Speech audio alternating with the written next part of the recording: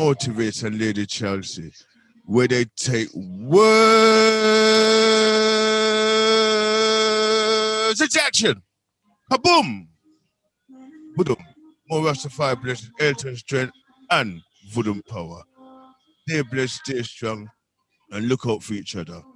I'll be black on the Ujama Day from the hours of 6 to 8. Voodoo. Greetings, listeners, north, south, east, and west. GalaxyAfui.com, bringing Thanks for quality listening. program services to our global African family and Afui family community. If you value our efforts, then please consider joining our patronage support initiative from as little as £1 a week. Visit our website for more details on www.galaxyafiwi.com or call our WhatsApp administrator on +44 7951 Alternatively, email admin@galaxyafiwi.com.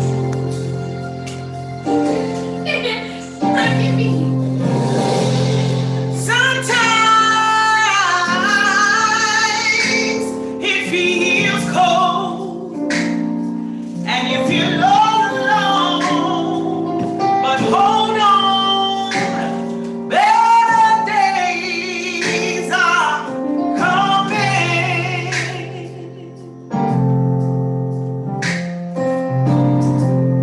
It can be rough in this world. I know it ain't easy, but hang on in there. Better days are coming.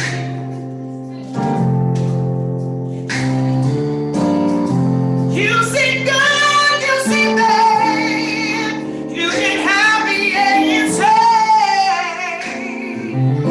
but just remember that better days are coming.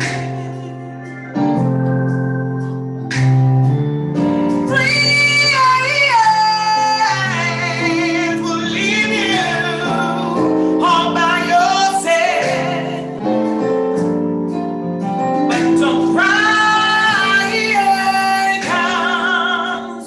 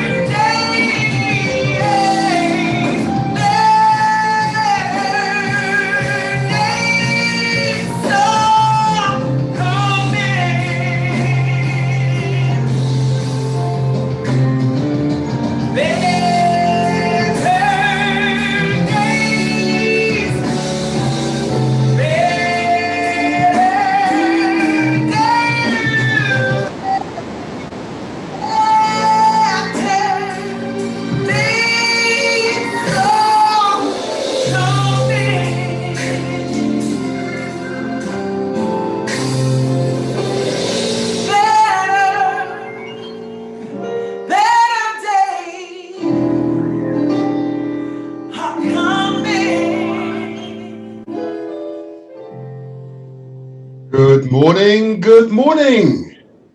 Good morning, Lady Chelsea. Are you there? Good morning. I'm here. Good morning. Ah, how are you feeling this fine morning? Huh? I feel good, thank you. How are you? Okay, you're looking well, huh? Oh, There thank you you. are. Okay, another week. Hey, let's make this week's got to make the difference, huh? Let's make this the difference, yeah? The turning point. So let's begin the show. First of all, let's give praise to Iron King, who of course has taken us from darkness to light. Eh? What a brother, huh? Hey, Iron King, hey, strength to you, a stalwart. Yeah, how many hours, huh? A stalwart. Oh wow, yeah. Could you get up at 2 o'clock in the morning and be? No. Lady Chelsea, come on, No. only 30 seconds. I'm just being honest, Oh, though. sure. I'm With the struggling right now. mindset, you absolutely will. One day. All right, one day. That's what I like to One hear. day. One day. I'm not saying no, but one day. One day. I agree. That's the way. All is good. Of course, it's important for me to give praise and recognize the Galaxy management. Yeah, I think we management. Chief Akambabai, the visionary leader and founder of this station, the Elder Eric Kuti, a man and brethren of incredible wisdom, elder of the highest esteem. Dr. Man Abu Rutata, yeah, an inspired poetic. Yeah. Oh, tell me, he's such poet. Some of his poems are so insightful. I can tell you. And you know what I should do? Do a show with him, and let's go through all of his poems. Huh? Why not? Yeah. I recall one to his wife. It was so affectionate. Oh, I did. Anyway, enough of that. Let me move on. Oh, beautiful, beautiful. So, let me give recognition to Empress Shanice. That wonderful, intellectual, incredible pioneer. She is an example of what we all should achieve. Yeah, she's absolutely determined, a protector of our family and, of course, the community, and one who's dedicated to raising the consciousness of our peoples. Hey, praise God. That's just right to her. Of course. Let's not forget the incredible pilots who've been here for a long time. Okay.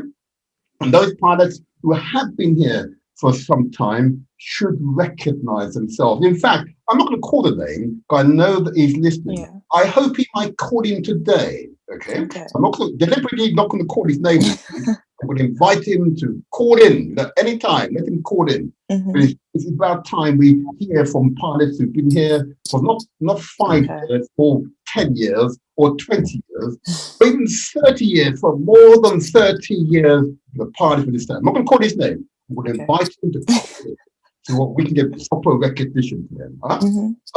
Yeah. There you are. But nevertheless, the Galaxy management are an example to us all. Yeah. And their intent, of course, to raise consciousness, to de-brainwash, and ultimately ensure there's legacy for the next generation. Yeah, so important that we have legacy for the next generation. And if we should never be in a situation where a generation says, "What did that last generation do?" You know, the evidence should be around them, palpable. You know, they can touch and feel it, they can hear it and feel it. Yeah. The Galaxy is a representation of what should be a legacy station. Yeah. Okay. So long may that continue, and I give praise to the Galaxy management and those who ensure that this station continues. And of course, that continuous requires us to be ensure we understand the technology. Yeah. As Ndidi said, Africa's wealth is not in the natural resources, it's actually in the technology that Africa produces from its resources. Yeah. And indeed, we shouldn't simply be selling the raw materials, we should be selling the process, the technology to the world. Yeah. That's the trick we need to learn, even to far greater extent. But those behind this station, from a technology point of view, let me give praise and rise up to the engineers behind this station who's ensured that we could continue retransmitting for more than 30 years And now we are transmitting not only on internet radio, we're now also transmitting via Facebook and, of course, YouTube. You can find the Motivator show on Facebook, and you can find us also on YouTube, okay, as well as, of course, by the website, and, of course, using Zeno Radio app. And you can find us through your app store, Zeno Radio app. Okay, so those are the appropriate plugs. So let me move on, because this is going to be an interesting and very busy show, Lady Chelsea, and I know you will agree with me. Yeah. But before I move on, I've got to give recognition to Elder Norma. Oh, yeah. Oh, you know, that wise woman, you know? Yeah. Who can remember right from the war till today. And her eyes are bright eyes and bushy tailed. Her brain is as agile as ever, you know? Mm-hmm. And you know, when you meet someone like that, mm-hmm. all they want to share is their knowledge, their history. Yeah. And that sharing is really intended to help us to learn from that experience. So we don't have to go through the same experience ourselves. Yeah, exactly. We learn from the past. You don't have to repeat the past with each successive generation. There is actual growth. That's what the elders are there to do. Ensure and protect that growth. They represent growth, the elders, yeah? And their duty is, of course, to teach, yeah? Provide wise words, yeah? To calm us when we're in turmoil, you know? And provide that stability, because without all trees need deep roots, and our elders represent our roots. You know? So we should always give praise to them, even when they're a bit, you know, uncertain. We still got to give praise to them. You know, respect is due. Respect is due. So I say to Elder Norma, thank you for your advice this week. Thank you. You know, thank you for her advice. So she's well. She's been vaccinated. She's taking care of her daughters, and of course, she's now trying to get out and about to ensure that she exercises properly. Okay, that's good. And she says, I'm so pleased. It is good that I repeat each week those health messages. Yeah. I will begin straight away. Okay. Remember the amount of sugar you are ingesting. I'm not telling you how much you should be ingesting, but I want you to think about it. You know, if you're adding additional spoons of sugars to your teas and coffees and so on, and if you're drinking excessive amount of these fizzy drinks, remember the long-term impact it will have on your body over time. Okay? Remember the amount of salt you are ingesting. Again, if you like the fish and chip and you want to put that salt and vinegar upon it, you know, remember. If you buy these seasonings, which you know contain lots of salt, think about the amount of those seasonings you're putting on your food, and so on. There's so many of these ready meals that contain abundant amounts of sugar and salt, and in the long term, they are harmful. It may not harm you today, or next week, or next month, or next year, or even 10 years, but most certainly, cumulatively, over 20, 30 years, it will have a negative impact. Okay. And of course, the amount of fat we're ingesting through either meats or other products is another factor in causing many illnesses in us all. And we know this, you see, but we just got to be conscious of it. And not only being conscious, you then follow through that really we need to modify our behavior. I know it's difficult. Trust me, I know it's difficult. As a young boy, I had a sweet tooth. In fact, I still possess a sweet tooth. I keep that type of thing, as the Jamaicans would say, under heavy manners. Yeah? I'll keep it under control, you know. Mm-hmm. It's so important to remember, you know. So I have my drink of water here, you know. Drink of water here. I have it here just to ensure I'm sufficiently hydrated, you know. Important, of course, to drink as appropriate amount of water. Again, depending upon your size and mass, it is recommended you should be consuming at least a liter or two, or slightly more, depending upon your mass. And if you're unsure, seek advice from your doctor. Whoever is your trusted clinician, that's the person to talk to. Don't watch any YouTube video or Facebook video, or second or third word from someone who has no clinical training. Speak to someone who is clinically trained. Mhm. That's reasonable, isn't it? Yeah, Yeah, that's very, reasonable. very. Absolutely reasonable. But of course, as part of that general holistic approach, we should exercise. Mhm. Okay? I've got my weights somewhere around here. Oh, Yeah, I've lost them you've been now. using I them. did my weights, you know. Yeah, you did. Did you do any weights yourself? I haven't done any weights. Huh?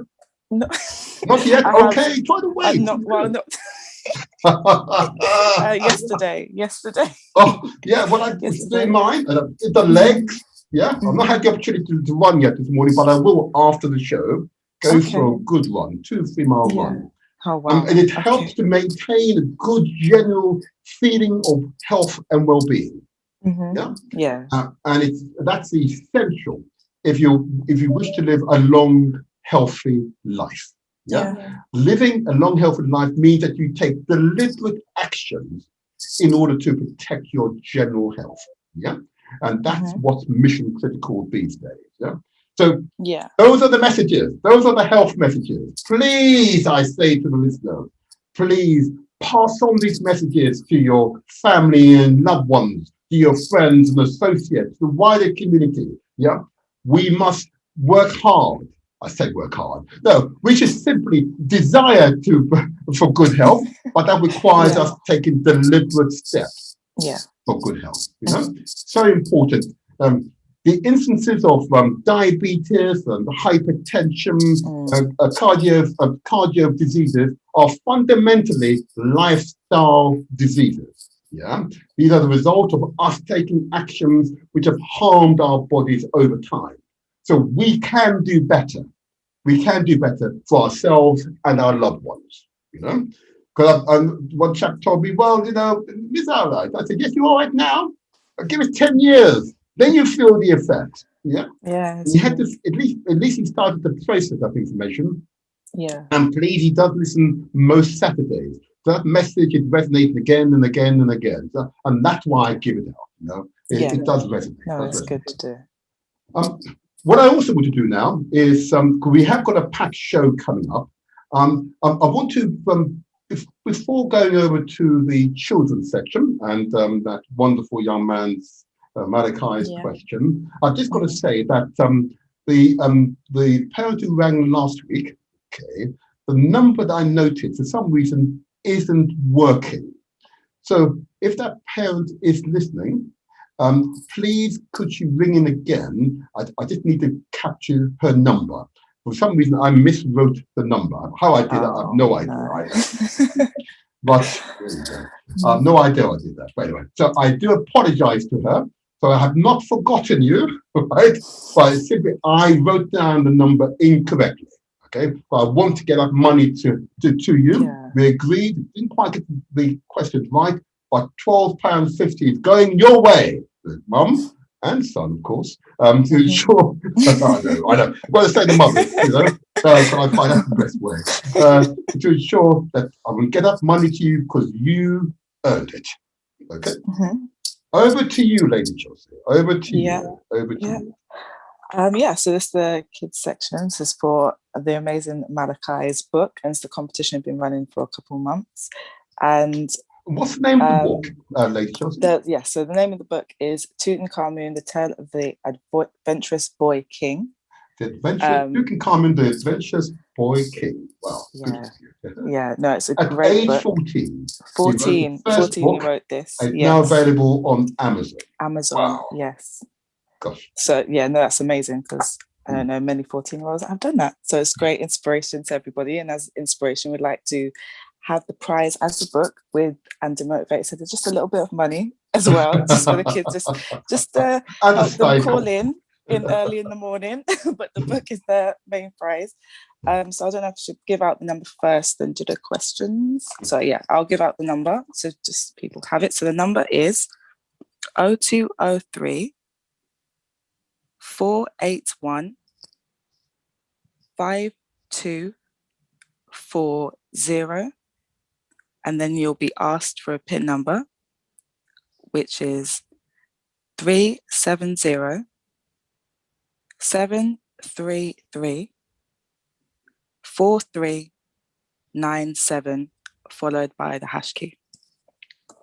So that's of course the vertical and horizontal line. yeah. I'd like to say that, but Yeah, I think no. older people will need to remember it's a vertical Yeah. and horizontal line. And That's okay. I you've got understand. to It's fine. cancel them. No, exactly. That's fine. I don't mind. But yes, so there's going to be 2 questions. The first question is going to be for children under 10, and the second one will be for 11 to 16-year-olds. Now, we almost got the answer for the question last week, so hopefully people had a bit of a hint and researched and might win this time. So I'll do, that's a bit of help. So I'm going to do the same question, which I will play now. Question 4. What does Kemet mean? So that is, what does Kemet mean? And that question is for children under 10. And then the question for 11 to 16-year-olds. Question 6. How many siblings did Tutankhamun have? So that's, how many siblings did Tutankhamun have? And that is the 2 questions for this week. Yeah. Felt like a straightforward question. Yeah. Yeah. Out of all of them, those are the easiest ones. I'm trying to help you guys to call in. But yeah, I'll start changing the questions a bit, maybe if those ones are a bit difficult. But hopefully the under 10s would be a bit easier this week because the last caller gave you a bit of help. But yeah, I realize we did it slightly earlier than usual, but I'm sure we might be again in about 10 minutes, but it's okay. Yeah, that's fine. That's fine. If I may, Rachel, I'm going to give out the number again. So yes, that's fine. 0203 481 5240. You're asked to enter a PIN number, which is 3707 33 43 97. Okay, followed by the ash sign, and again it's the vertical and horizontal lines on your keypad.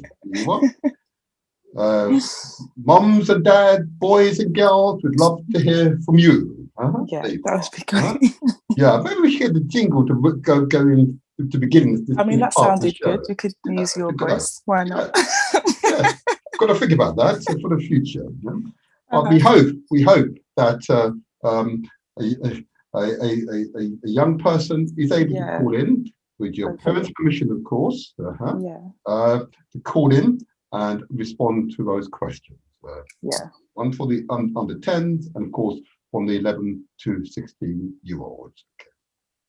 So they appear to be straightforward questions until one thinks about it and asks the question, well, I suppose this is why the campaign to support a more diverse curriculum is so important, because the questions themselves are straightforward questions, but they're not a part of the usual national curriculum. Yes. And I recall Tony Sewell being with us, and he committed to promoting a more diverse national curriculum. So we're definitely going to follow up on him in that regard. Because Tutankhamun is one of those notable historical figures, which Hollywood loves to do numerous films about, and it isn't very much in the sort of academic books, but it should really be in sort of the infant schools, junior schools, and of course secondary schools. It should be just a matter of course for most children to have that basic knowledge of a great king of indeed Pharaoh of Africa, because two crowns, of course, it came with Pharaoh, upper and lower Nile, so knowledge up. I know. There you go. There you go. I didn't know that. But his book, Tutankhamun: The Adventures of the Boy King, is available via the Amazon website.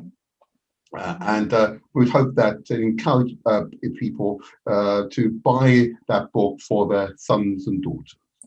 But we're talking at the moment, hoping that a parent or child will ring in. I was pleased about last week. I hope the parent isn't mad at me because I didn't contact them this week. It happened, but I've tried to explain. I miswrote the number, and I hope that parent is listening and will call in again. Okay. Yeah. And I think I just want to take a moment, and before we go to our purpose of today's show, is to remind ourselves of the show we did on climate change in Jamaica. Okay, you recall we had an interesting name, John Lennon. Yes, I remember. Yeah, wonderful name, huh? And now, of course, he's quite committed to promote technological transfer from countries like Britain, America, and so on to the Caribbean and across Africa, or particularly solar panels. And he was able to demonstrate that if schools and solar panels were powered, if schools were powered by solar panels, it would save tens of thousands, indeed over years, millions of pounds in those schools. Monies that they can therefore spend on teaching and learning. And what I hope next week is to have a petition that to lobby the Jamaican government in this case to reprioritize some of its budget in promotion of sustainable energy sources for schools and indeed hospitals and other public buildings in Jamaica and indeed across the private sector. But clearly, places like the Caribbean and Africa have a wealth. Let's call it a great wealth, natural sunlight. You know, here we are in London. I'm looking outside. What I can see are grey skies. Grey skies. But in Jamaica, I know it's dark in Jamaica right now, but in the mornings the sun is bright. Right now, the sun will be bright in Jamaica. So, yeah, we should promote this and continue to promote this particular initiative. It simply makes sense. It simply makes sense. Now, there's no good reason why Caribbean countries, African countries, shouldn't be fully exploiting the sustainable energy sources, particularly one that they have in abundance that is natural sunlight, and therefore solar panels. It's got to be a must. So seeking to persuade the Jamaican government to invest in solar panels, and for those of us in the diaspora, okay, and I hope to have these details from John next week, of a fund that we can directly put money into, okay, and in support of local schools to acquire this technology. You know? So I look forward to that, and I look forward to a more extensive presentation of what he has organised in respect setting up a petition and also a local fund that those of us in the diaspora can provide the necessary financial resources so local schools can acquire the technology and save money. And it's got to be a worthy cause, hasn't it? Yeah. And justified, of course, Lady Chelsea, the reason for this show. So we don't simply talk and discuss these issues. Actually follow through. Yeah. Actually follow through. Mission critical. Yeah. Now, so we've got maybe a few more minutes, but I noticed we've got some members here, and up until 8:45, parents or young people who wish to respond to the questions that we pose, feel free to respond. But before I go to some of those who are already in the panel, I'm going to ask you again, Lady Chelsea, just to quickly repeat those questions for the under 10s and the 11 to 16-year-olds. Once you get that organised, let's remind parents and young people that the number to call in order to respond and win £25 plus a signed copy of Malachi's book, Tutankhamun, The Adventures of the Boy King. The number to dial is as follows: 0203 481 5240, and the PIN number, of course, is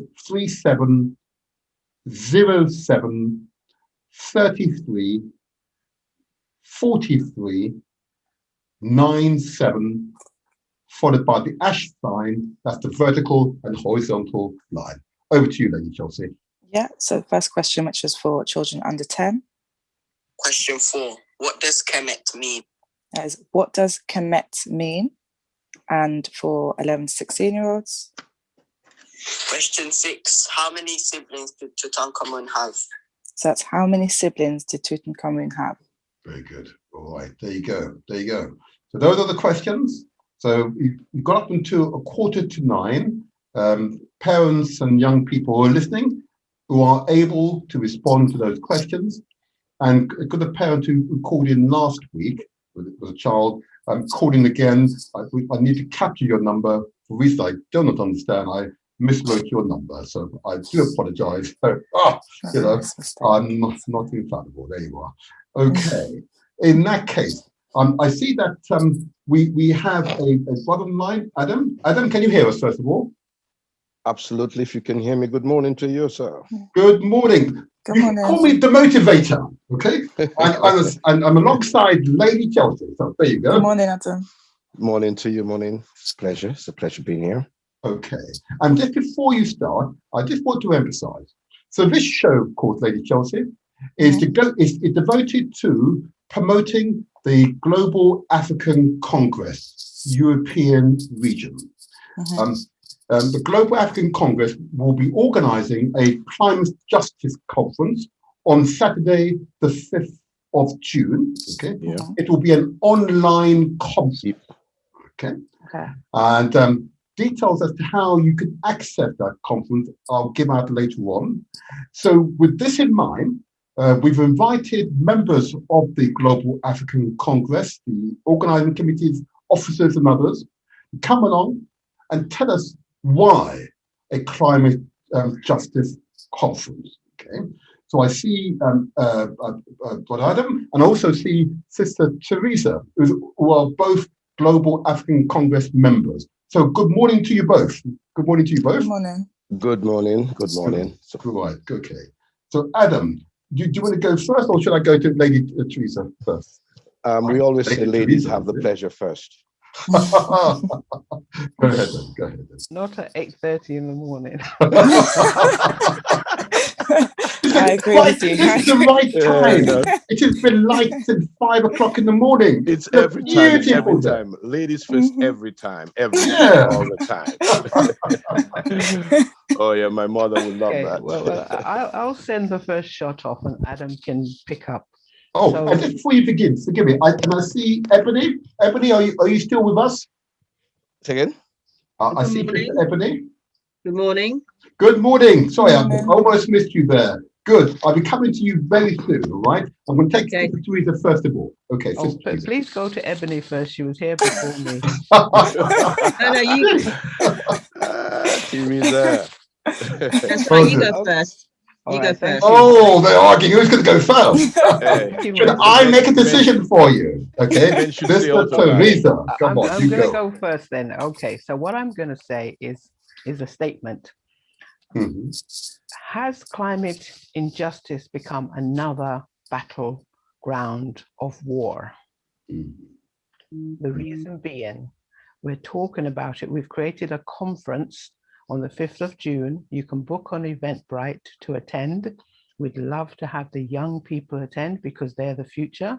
Mhm. And we're really raising the awareness of climate justice, what it is, what are the component parts, who is involved, who can support to make it a better opportunity for the future, and who is doing the damage Mhm. to the communities that are affected. And it's a part of reparation, we believe. Beautiful, beautiful. Thank you for that. You're setting the tone. You've set the tone. Lady Ebony, would you like to go next?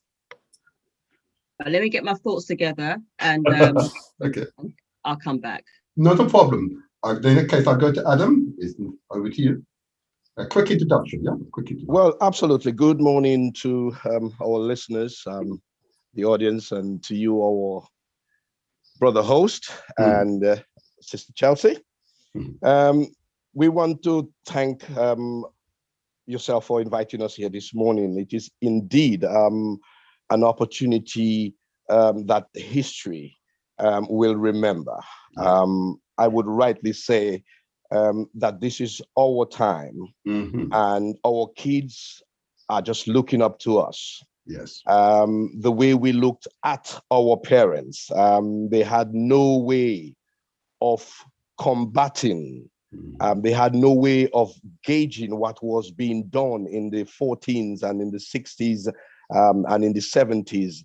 The education, the knowledge was not as prevalent as it is in today's world. Even myself at my age, I am not as privy to the educational system that my kids are open to. But because of life experiences, because of traveling or doing my globe-trotting activities over the past few years, I have seen. And eyewitness is one of the most thrilling testimonies. When you see, no one can tell you what you felt. Absolutely. When you hear, we can feel something. But when you see, it has something else. We've always heard, going from way back then, the elders, the teachers, the leaders of the community, they would look at us when there's any program in the community, and they would say, the children and the youth are the men and women of tomorrow. Yes. I remember that clearly. I was a Seventh-day Adventist, and I could hear that just about every Saturday. The question I have to ask them today, what have you done? What did you do so that I would not have been on Galaxy Radio this morning talking about the damages that was done to the atmosphere, to the environment, and subsequently, the most intelligent aspect of humanity is suffering the most. Well, I'll ask the pause right there, because this is just your introduction. We've got some questions for you. Don't worry. Okay, we've got some questions for you. So pause right there. I want to go to later, if I can, if everybody's ready. There's a quick introduction. Then I will definitely come back to you all. Okay, go ahead. Yeah, I mean, we've got to remember that, if we go back to slavery, and we think about, the present day, who's got the worst end of it, and it's us at the end of the day. We've been left with the dregs of society with regards to food, clean water. If you look at Africa, for example, we are still in an age where we are still seeing Africans with struggling to get clean water. We are still seeing in 2021 that Africa is still dependent on foreign aid. So you have to remember that if you combobulate all the things together, the climate in which they live in, the fact that the resources that they don't have, everything is all connected. Yes. So you have to remember. So you have to think about the health hazards that that Africans face as well. And it's easy for us to say, living in a so-called first world country where we have all the resources at hand, but when we look at the continent, why are we still facing, why are we still looking at the same thing that we've been looking at since beyond the 1980s? We can go further back. You have to remember that it is the first world that put the continent of Africa in the position that they're in 2021.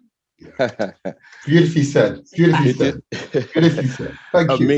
Amazing. So what I'm going to do, if I may, I'm going to now go over to Lady Chelsea, and she's got a few questions for you right now. Lady Chelsea. Go. Hi, good morning, everyone. Good morning. So hope everyone's feeling good. Absolutely. This is to anyone that wants to kind of answer first, and you can all have a go if you want. The question is, what is the reason for the Global African Congress's existence? What is it there to do? Repeat again, please, if you don't mind. Sorry. Yeah, that's fine. What is the reason for the Global African Congress's existence? Why is there a global African Congress? Yes. Why are we existing? Yes, yeah. It is a wrong way to answer question with a question, and I know that I'm not referring that to you directly. I'm not referring. And I'm the to you politician, directly, huh? There you go. No. It's okay. But I would ask why not. I'm going to limit you to 1 minute, though, brother. Yes. Yes. Yeah. You're just like me. When we start, we don't stop. Yeah. Yeah. It's okay. Honestly, why not? Why not is the question. I mean, it is. Someone's on the phone. Sorry, I think someone. Yes. So yeah, someone with number ending 3098. Could you mute yourself, please?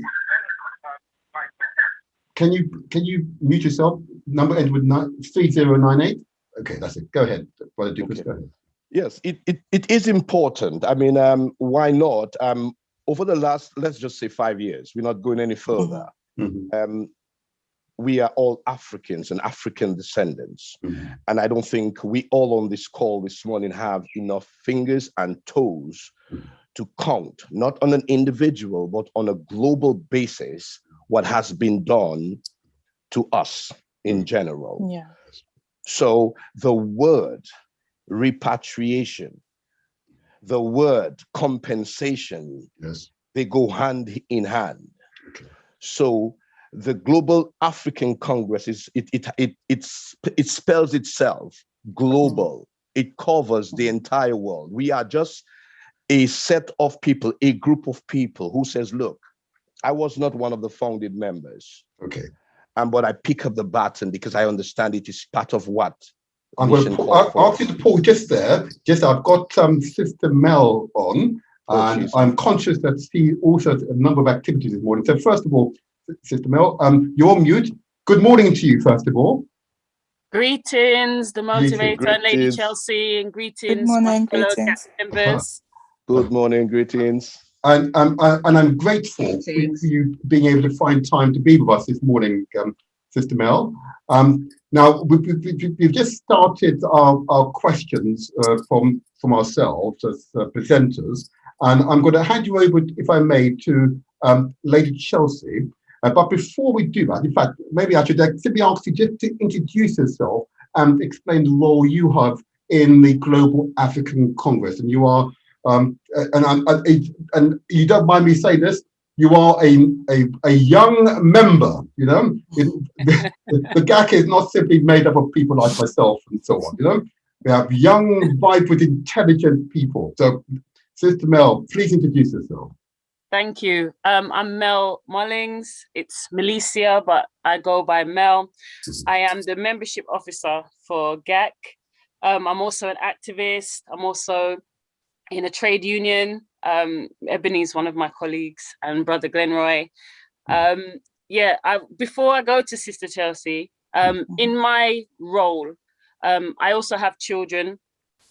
Teresa and I reached out to some of the youth projects and supplementary schools to ask them to be a part of our climate justice conference, and it's been a positive response.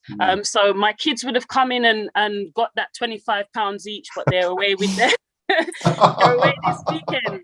Yeah, they would have cleaned that up, but anyway, because they know. That's what I think next week. £25, not the signed copy of Malachi's book. Of course, and the book, of course, the most important thing, absolutely. I just wanted to quickly, before of course, went in, there is a wonderful documentary called Seaspiracy on Netflix, and it is really, really good if everyone watched that. And for my particular focus this morning, reparations in climate justice would be for our brothers and sisters in the African continent that are having to go into distances where they were subsistence farming before and fishing and hunting before. Now, because of all these corporations that have come in and wiped out our natural habitats and moved us away from where we lived, basically they're having to go far distances and put themselves in extreme danger to live, just to eat. So you're talking about fishing, you could just fish at the edge of the sea or a lake or whatever. They're having to go into these very, very small and narrow boats and basically beg these corporations to stop. Oh, we've lost her. Sister Melissa. No. Sorry, you're my silent. sound always does that. I always have this problem. Sorry. The narrow boats that we have, and our brothers and sisters are having to travel way out beyond the, the safety of those boats to be able to ask those corporations to stop fishing as much as they are. Yeah. We're talking about our, they've hunt for wild game and wild animals every now and then, and they do it, like I said, sustainably. They don't do it every day. They forage a bit, mostly, sustainably. And then every now and then they go and hunt for extra stuff to be able to live. Yes. And these things are being wiped out by these corporations. So that's part of the reparations our climate justice conference is seeking as well, to stop this that's going on. Brilliant. Thank you. Thank you so much. And can I ask you, before you go, I know you've got to go, and I'm jumping in. I apologise, Lady Chelsea. Why should a young person join the Global African Congress? Why should young people join it? I'm an extension of my family. So my ancestors that came before me, my elders, my parents' generation, then my generation, there's a continuation. It doesn't just stop at a particular generation. Everybody has got work to do, and everybody plays a role, and we all have solidarity together to keep something going. If we don't keep, if there is a stoppage in the continuation of our struggle, then what happens is that it gets wiped out, it gets eroded, and it goes backwards. So our youth need to join, because we need to keep the struggle going and need to keep it strong. And how can they join? Before you go, there's a website, Global African Congress UK website, the Facebook page, which Sister Judy can probably put in the chat, and then you'll be able to say it out. Yes. We have a load of different groups, and join our climate justice conference. That's how you can learn as well. I'll get up more details about how they can register for the conference later on. Sister Mel, thank you very much. Okay, thank you for that. Thank you for that introduction. Thank you for the introduction. And I can now see that we've been joined by the Global African Congress UK's co-chair, and also the European region woman representative, someone who I admire greatly, Sister Judy Richards. Good morning to you, Sister Judy. Good morning. How are you? Good morning. Oh, come on, what's some vigor? Morning, I am not a motivator. I'm not a morning person. The only reason you catch me this time in the morning is because I haven't been to my bed yet. Oh my gosh! Oh my goodness! And we appreciate your presence here. Okay, we appreciate your presence here. Thank you. And can I just ask you to pause 1 second? I just want to double check. The person on telephone number 3098, do you wish to introduce yourself before I conclude? Not yet. Please continue. I think we've got adequate speakers covering the issue. Good morning, Lady Chelsea. Good morning, everybody. Okay. Good morning, Glenn. My brother, you could introduce yourself nevertheless. Okay, good morning. I don't have the log-on technology for visual participation, but my name is Glenroy Watson. I'm the secretary of the Global African Congress. So good morning to all of you. Good morning, Galaxy family. It's good to be with you again. Thank you. Pleasure. I will listen. I'm a participant. Okay. I want to say later on something towards the question to supplement or to add to what Adam has said in response to Lady Chelsea. But I can wait. Thank you. Thank you very much, Brother. So if I may return to Sister Judy. Okay. And what I'm going to do, if I may, Sister Judy, I'm going to put you, hand you over to Lady Chelsea, who has a question or two for you. Okay, and then we can go to the other contributors. Lady Chelsea, That's fine. The original two. Oh, the original two. Yeah, that's fine. So yeah, the first question, I just want to make sure that everyone has a chance to answer this, which was, what was the reason for the Global African Congress's existence? Why is it here? What does it do? Oh, you're on mute. Yeah, Global African Conference, the reason. So I've joined you, so I'm assuming that nobody has answered this, so I'll just go for well, we received some answers, but I know you provided a full answer. Yeah. I mean, we come out of the work of Africans from the World Conference Against Racism in Durban, 2001. Some people knew each other, some didn't. So having worked to get the governments internationally at UN level to agree that enslavement was a crime against humanity. Indeed. It was agreed that the Africans needed to actually look at what that meant. One of the agreements from the outcome document is that the governments had the right to put into place special measures to redress the balance, to actually correct the damage done by enslavement.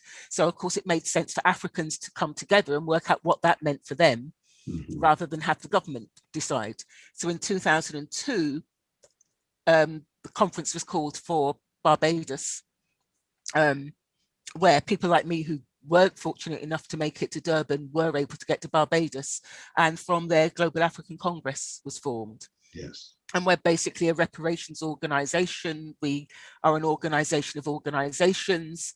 If people are not in organizations but they're committed to the cause, then they can join a unit and operate through that and have a voice through that. Well, members have a voice anyway in GAC UK, but in terms of voting, we do it by consensus, and so we will look at consensus first.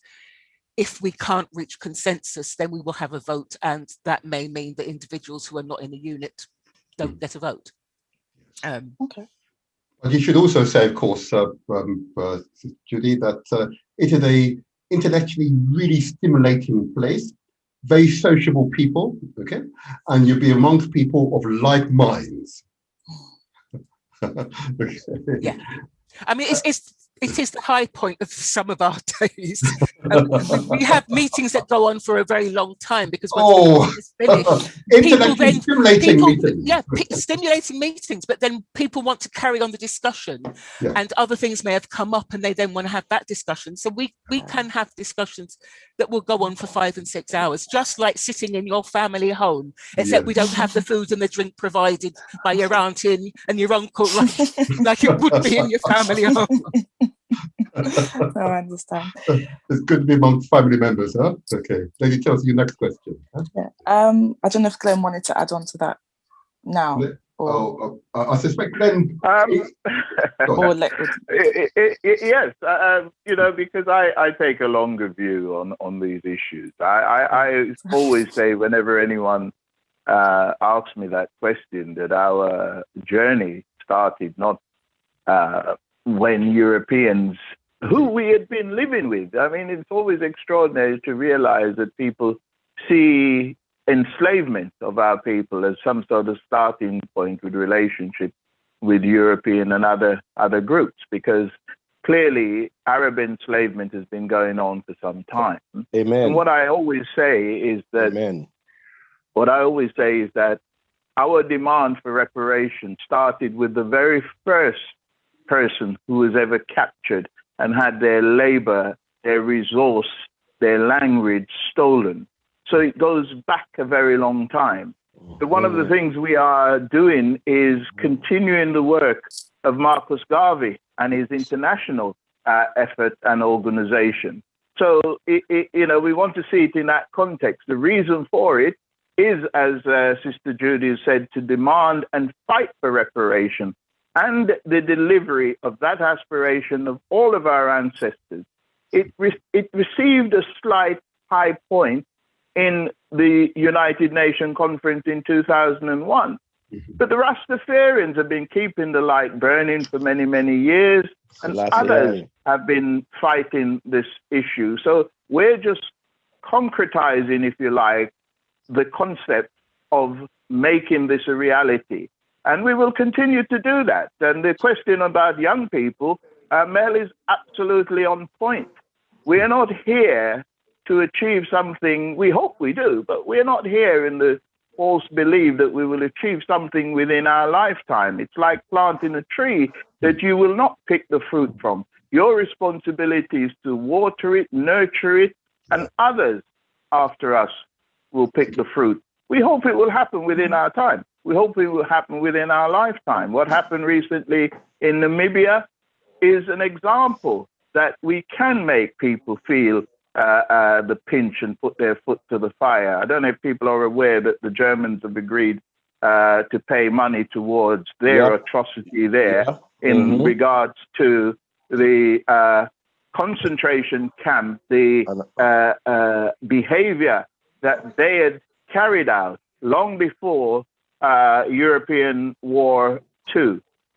So, as I said, I'm just adding something to what has been said already. Thank you for going away. I'm going to quickly go over for a minute to Brother Adam Dufus. Yes, what Brother Glenroy said, just adding on that a little more, because again, our struggle started, like he said, many years, and we have one influential person that's not been spoken much about, the Honorable Marcus Garvey. Absolutely. Because I remember right before the crowning or the coronation of His Imperial Majesty in the League of Nations, he asked people in the diaspora, he says, look towards the east. There's going to be a crowning of a king. And that started from then. And then the World War started and all that stuff going on. So absolutely, our struggle had not started 25 years ago, but maybe 25,000 years ago, if I may say. Can I ask you to hold there? Thank you for that, Brother Dufus. If you could put down your digital hand, would be great. If I may, I want to go back to Lady Chelsea and your second question, Lady Chelsea. Yes, so I understand you actively, or who's ready? This maybe Sister Teresa, if you want to answer this. I understand you actively practice gender equality. Is that true? In what way is this done? Okay, I think we should all answer it, because I'll take my turn. Yes. Yes, we do. We have a model where we have a male and female in every post, and we make sure that right through the organization that we do that. We're an African organization, and we refer back to the African ways of how we traditionally organize ourselves. So I think that is my experience, and I'm a new member, and I forgot to say I'm also a new trustee, but I've experienced that there is a gender balance, and that is an active thing that the GAC promotes. It is part of the model, the original model, and everybody is bought into that concept. So yes, that is a true representation. Thank you. Beautiful, beautiful. If anyone else wants to answer. I wonder if Sister Ebony might work, and I'll then go to Admiral Kill in a moment. Yeah, I totally agree. You know, I mean, at the end of the day, you know, I mean, it's a space where we all respect each other, and respect each other's views. Well, that's what I like to think anyway. We do. I can say with a family. We may agree to disagree, but at the end of the day, we're not homogenous. Because we're not. We are not homogenous, and we're always going to have difference of opinions. But the main thing is that you know, if anybody's wrong or if anybody's right, it's not about wrong or right. It's about, you know, respecting other people's opinions based on fact. We've all got different experiences in life, and you know, it's good that, you know, when we come together and, you know, explain those experiences and make comparisons as well. So that's one of the things that's you know, key. Beautifully said. Beautifully said. In other words, there's mutual respect amongst the genders. You know, there's a balance. My hat. And I must say, I've just seen the so we've been privileged to have the woman co-chair with us this morning, and we've also privileged to have the male co-chair, Brother Abu Akil. How are you? Greetings, I'm well. Greetings, family. The other thing that was I can add to it is the whole the all positions. So we've got a male and female co-chair, so that signifies that we have to have that balance. We have to have the male-female balance in the organization. And that balancing, as Sister Ebony had related, is this thing around being a diverse body of people. The African world is diverse. Yes. We have many different languages, many different lifestyles, many different foodstuffs, many different relationships to the environment. And so recognizing diversity in us as a people connects with recognizing the diversity in nature. So our essence as a reparations organization is to make sure we embrace the fullness of our qualities as a global people. We live everywhere on this planet. We're the indigenous people of the planet. So our ability to interact, we're not going to come to simple conclusions about things, because there are many different dimensions. There's the inside story, there's the outside story, there's the above, there's the below, there's the beside. And so there's many angles on everything that we see. And I think GAC is about that. It's an organization of organizations. And those organizations exist to enable our people to deliver what they need to deliver wherever they are, whether it be in Peckham, delivering a Saturday school, whether it be in Wales, delivering meals to isolated elders. There's the whole extensive, comprehensive range of humanity that we seek to embrace in our organization. I heard, as it was mentioned, the Honorable Marcus Messiah Garvey, yes, whose mission was that we bring the whole family together. We can have a shipping line. We can have stores. That anything's possible. Yes. And that's what we're about. One of our mantras as GAC is liberating the African genius. That's written into our protocols. We have a set of protocols that says this is what reparations is. Reparations is the repair of every single facet of what we are as humanity in that interaction on a global stage where Africans have been devalued. So we have to approach this from every single discipline, every single corner of the planet. Thank you. It does make for a very wholesome environment, doesn't it? Huh? Makes for a very wholesome environment. And I wonder if Sister Mel wishes to make further comment on the question of the gender equality within the GAC. Yeah, sure. I think Brother Abu said recently, we had a private conversation. He was saying about the energy that the sisters have come into GAC. And I have to say recently, because I'm recent, but the way how we come and make sure that, our voices are heard, we go in kicking and screaming sometimes. But in a nice way, I might add. In a nice way. Yeah, exactly that. In a nice way. In terms of, we're not one-dimensional people. We're not one dimension in, the confines of a gender construct. At the end of the day, when we come together, we are able to be who we are, the way we are, but also, honoring our ancestors when we're doing it. Absolutely. And that's the thing. Yeah, that's the wholesome thing about it. You have to be able to set an example. You have to be able to have an organization that understands the fact that voices do need to be heard and empowered in a certain way, put in front sometimes, and that does take the form of our sisters, sometimes having to take over and the men having to listen. Yeah. So, it's a fantastic way of doing things. It's an environment that's inclusive, and that's how we aim to continue. Wonderful, thank you. I'm going to Brother Adam do this in a moment, and I'm then going to Brother Everton, who I know has just joined us. But Brother Adam Dupas, you want to add to the question of equality and how we promote equality within the GAC? Well, I mean, The GAC the members have actually shown by reason of discussion what they are actually doing to sustain that. I might just add though, on a personal level, I would even go a bit further. My organization in Ghana, the Adam Dupi Initiative Foundation, we are 50-50, 2 male and 2 female. Right. We have identified that as one of the sustainable things that has to be done. And so we started from the top. Every one of the projects, which of course next week I'll discuss a little bit more, it has that. The people with disabilities and all those other people that we are focusing today. We have a tremendous program going on, but again, that's for another subject.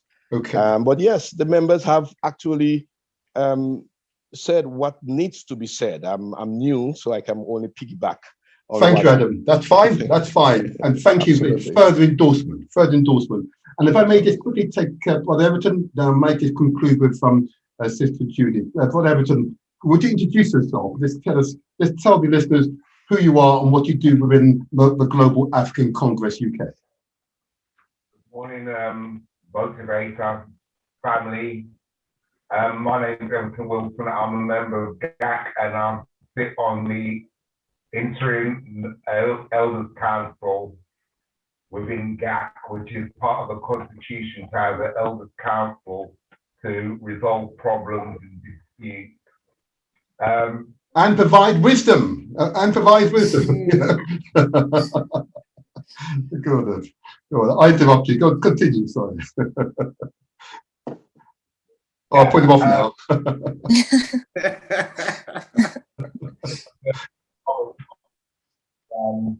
Climate agenda. Okay. And the question about everything is on how has the GAC demonstrated to you some gender equality? Gender equality. It's very important that we don't sit as men or as a man. We sometimes sit amongst ourselves and reason, and there is no balance. We need a balance in life, opinions and the female input, which none of us are going to really argue with it, but it's important that the women are with us. They are mothers, they birth us, they nurture us. So their input, any process or all processes is equally important as the men. You said it. Don't say any more. That's it. And it's so important that listeners understand that. It's that internally, the GAC is an incredibly mature organization, and seeks balance at all times. Abu Akil, sorry.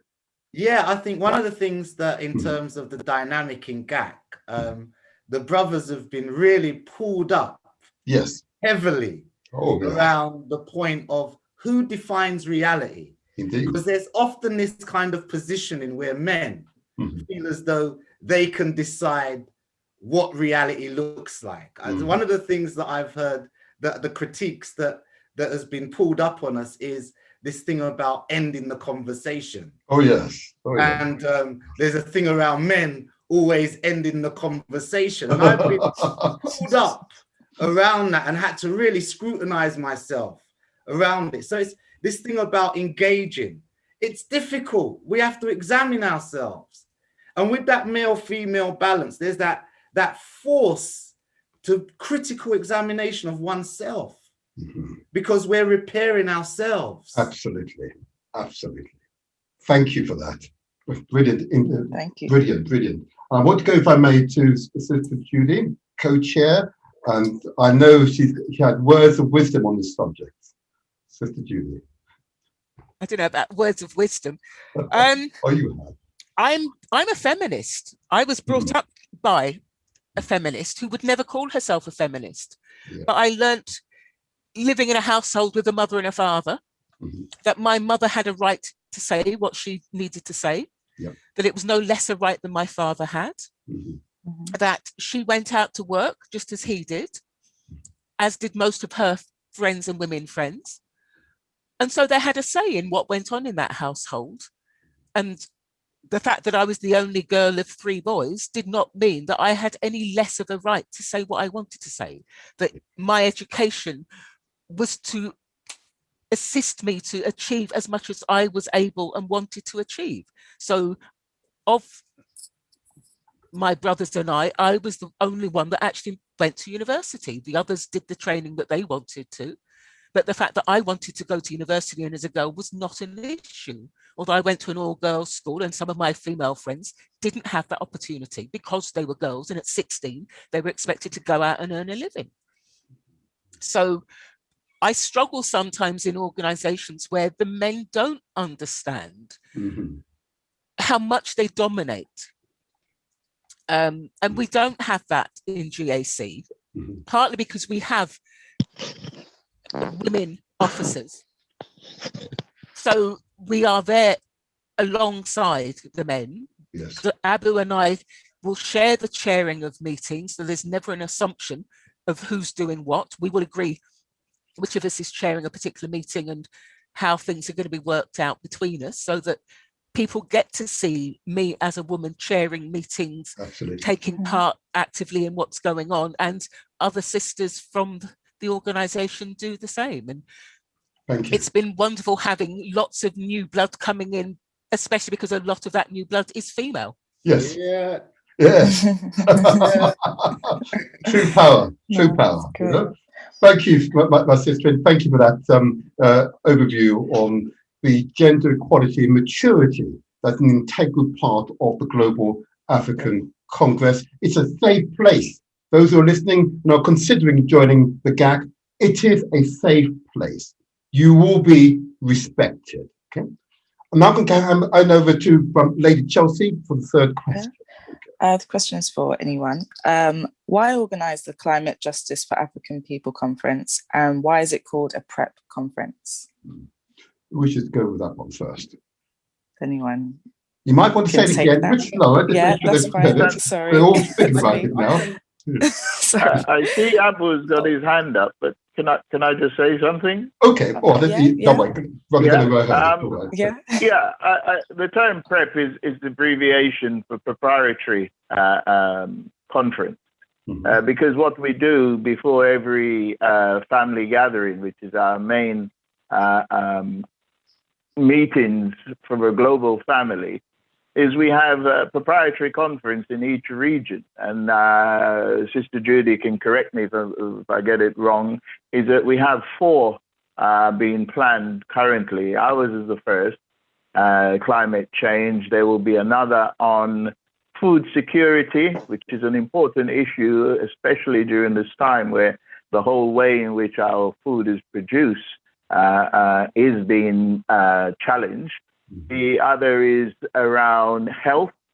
And as you know, many of the medication provided is really not fit for our purpose because it's designed in a way to serve others. So we need to look at that.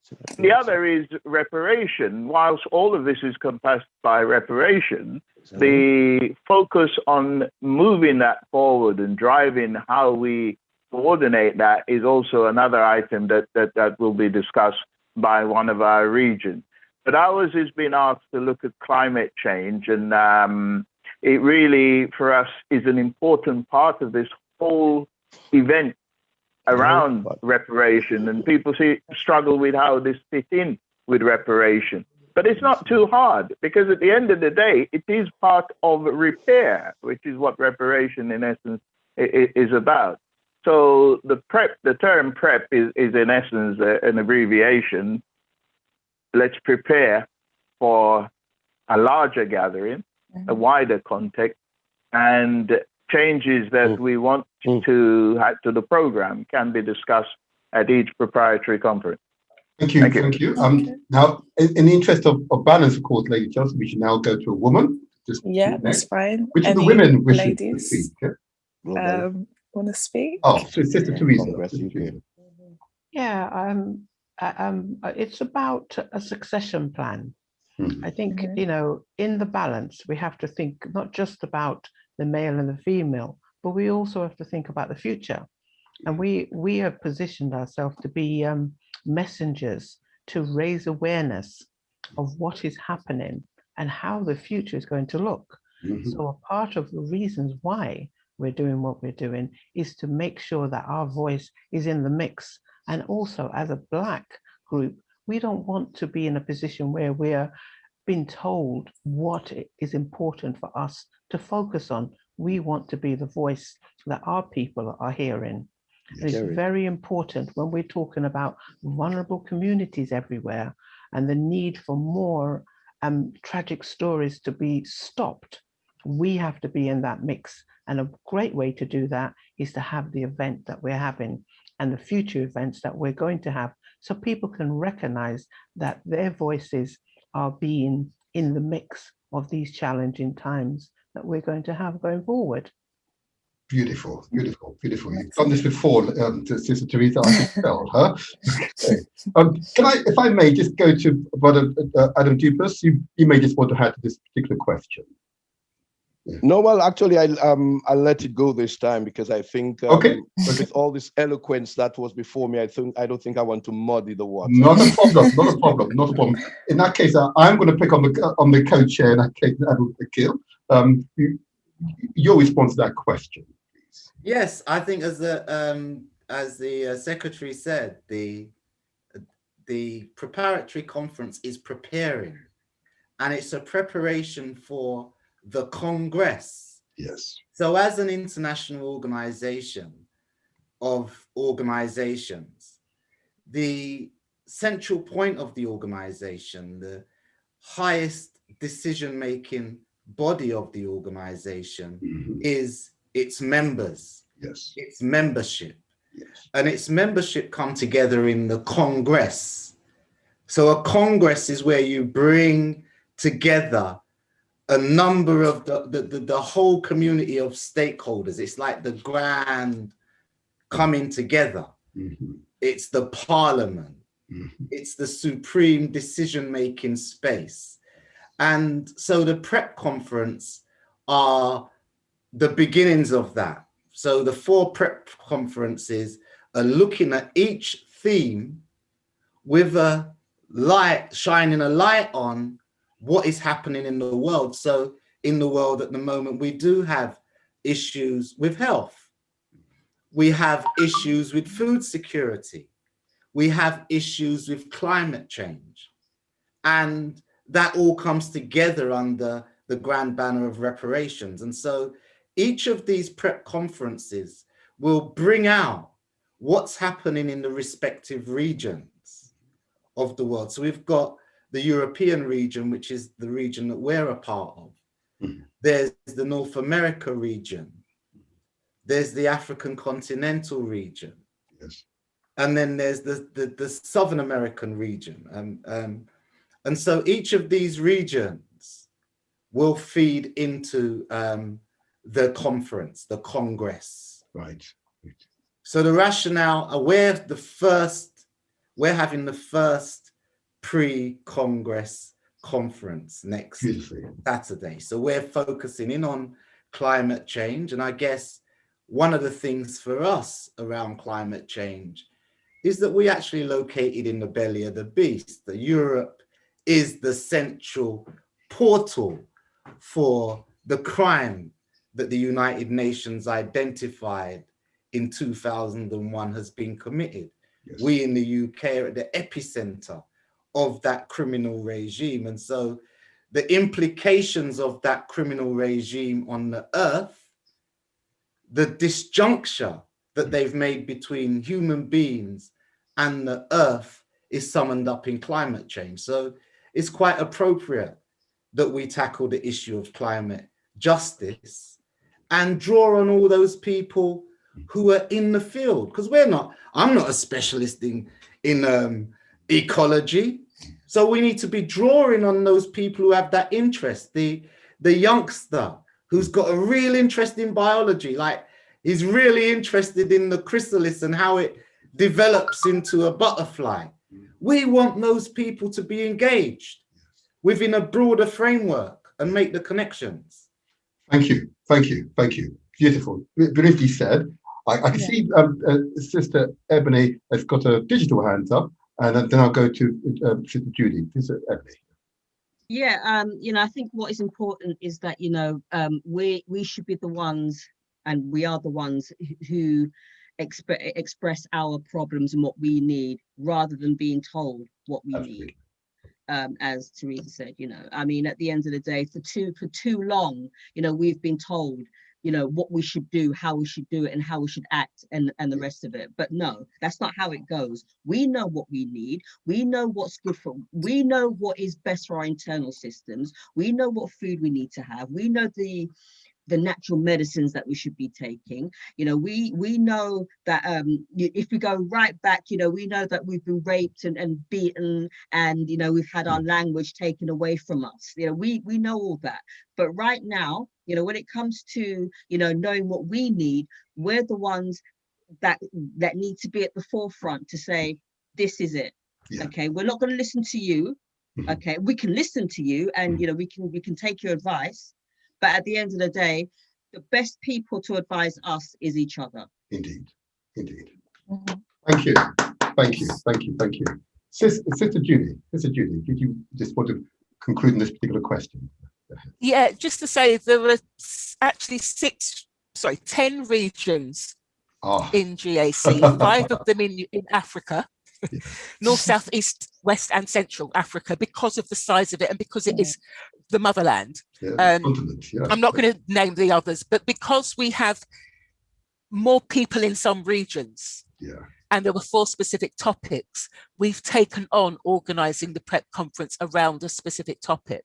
And although it's GAC Europe organising it, it's an international conference. So we have speakers from across the world. We have, for instance, one of our young members in Kenya who's been very involved in climate action has agreed to speak, and we're reaching out to other young people who've been active in climate justice activities on the continent, so that it will be an international conference, and we've got registrations coming in, and there are people from around the world registering to attend the conference because it's a fairly unique thing. I'm not sure I've seen anything else like this for quite some time. So I think a lot of people are wanting to talk about what they've been doing, but also learn about what others have been doing and see how we can take it forward as African people. Beautiful. And that's so important that we're organising ourselves, and the intention is that we come together to discuss these important topics ourselves. We produce our own papers as a result of this, our own report following the conference, and it's those reports, those ideas for solutions that we can implement ourselves. We're not relying upon aid, investment, but not aid. And there's a question I wanted to ask, and I'm asking this question quite deliberately. And the question is really about funding. Are African or Caribbean governments officials involved in the funding or organising of this conference? No. Okay, that's an emphatic response. We can speak for the region. Our region is totally African-led, African-resourced, African-energized, and African-developing. So we're about energizing African people to do for self.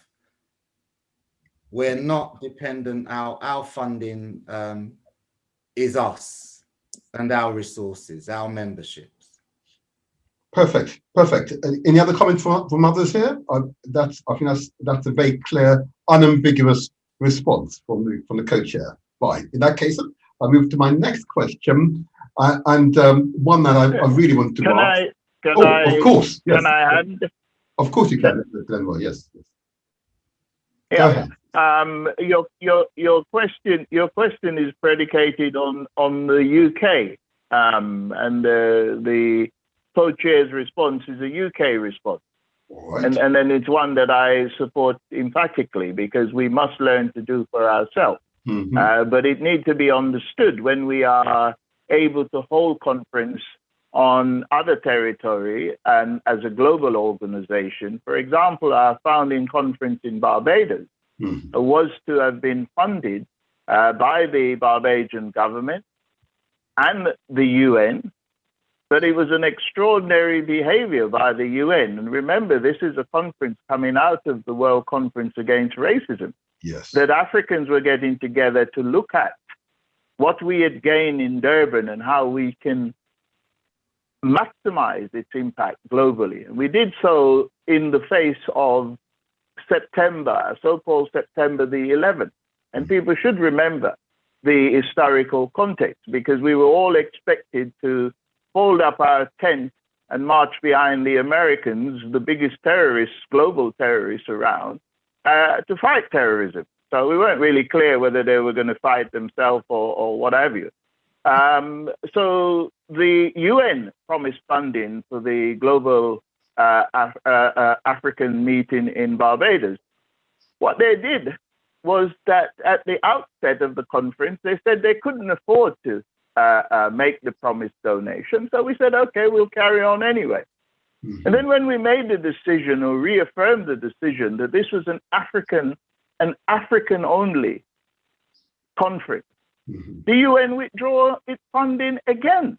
But this was the same funding that they had withdrawn already. The Barbados government was slow in making their contribution. And indeed, for some years afterwards, we had a debt that Africans had to collect money and pay off, and people in Barbados put themselves at financial risk by covering these issues. So the idea that African governments should be part of this process in order to provide resource and access to territory is part of our demand that they be part of this process. Now, we don't expect them to come around with bags of money and say, you know, go and do this and go and do that. They won't do that. But what we expect them to do is provide facilities on the ground. And in Suriname, we were provided with transport. The hall was booked by the government at the time. I'm not sure if it's the same government that's in now. And we are making the same demand of the Zimbabwean government when we went there. And we're making the same demand of the Ghanaian government when we get there.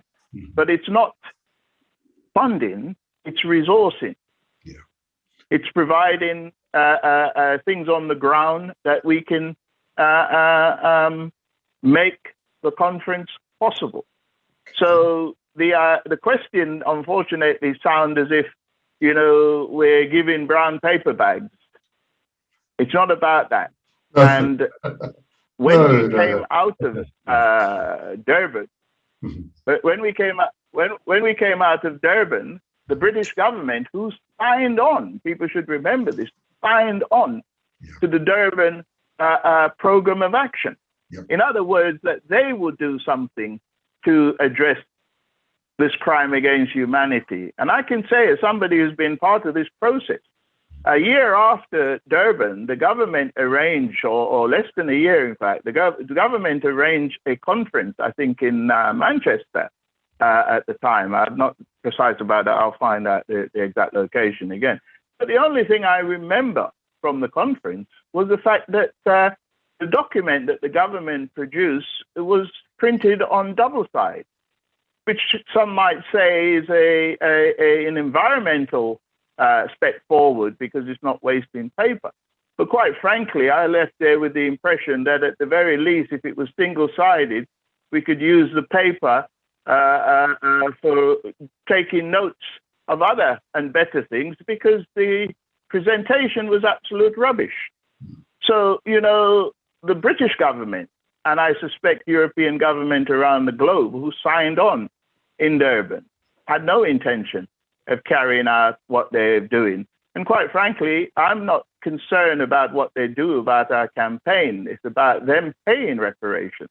Okay. African nation must be part of this process. African nation must step up with resource and provide opportunity for conferences. I've been to a number of CARICOM conferences. I would hope that they were part of that process.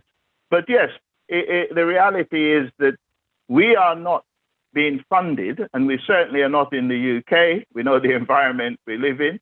It's up to us to fund ourselves.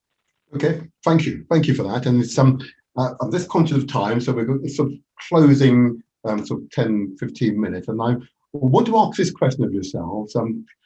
Can you describe one outcome that will satisfy you that the Climate Justice for African Peoples Conference was a success, was victorious? Give me just one outcome, and who should I go to first of all? Let's see, who should I pick on first? Let me start with Brother Adam Dewes. Yeah, give me one outcome that would indicate to you that the conference is a success.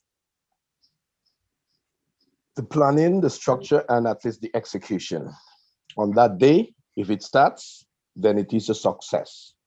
Well, I'm the politician. Hold on. Give me an outcome. Give me an outcome. That's the process that we absolutely got to follow. Outcome. I didn't hear that word then. I didn't hear that word basically. Outcome. Mm-hmm. Well, at the end, in any conferences, United Nations or UNESCO or whatever, at the ending of it, there's what outcome would you like to see?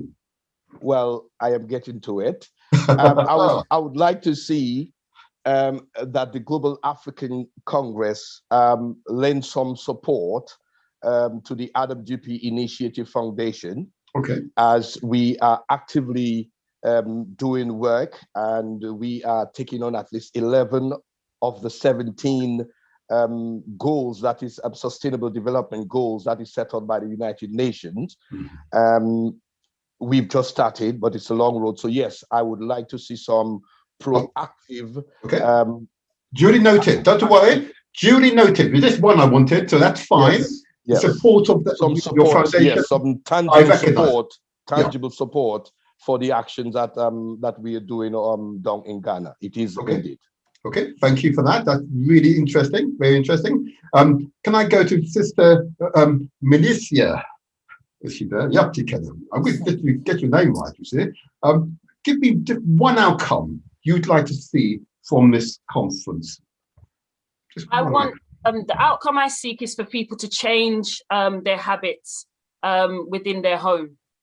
I think that's an immediate change. So that's a definite change I want to see out of the outcome. So we're talking about your shopping habits, eating habits, the way that you speak, the way you treat the planet. It has to be in the home. So you're teaching your family members about it as well. Have those conversations in the home. Nice one. Beautiful. This is being recorded, so this is really good. This is really good. Can I, if I may go to Brother Abukil? You're mute. I think for me, the increase in activism, that there are more people who are actively involved in an organized way. So an increasing number of people joining organizations and being part of initiatives such as Adam's initiative, that there are increased in organizations. Yes. And with that increase in organizations, that we have more chapters that are more active around the planet, and that we seek a resolve to have the same Congress or a same activity again next year. Yes. So we should be looking into future years for a climate justice conference that can pick up on some more of the increase of activism, because we need people to be actively engaged. Yes. Without using the body diminishes. Yes. You have to exercise those muscles for them not to waste away. You have to exercise the mind for it not to waste away. And we need people who are actively engaged. We need organizations actively engaged. And Thank you. That's very clear, very clear. If I can go to Sister Ebony, if you don't mind.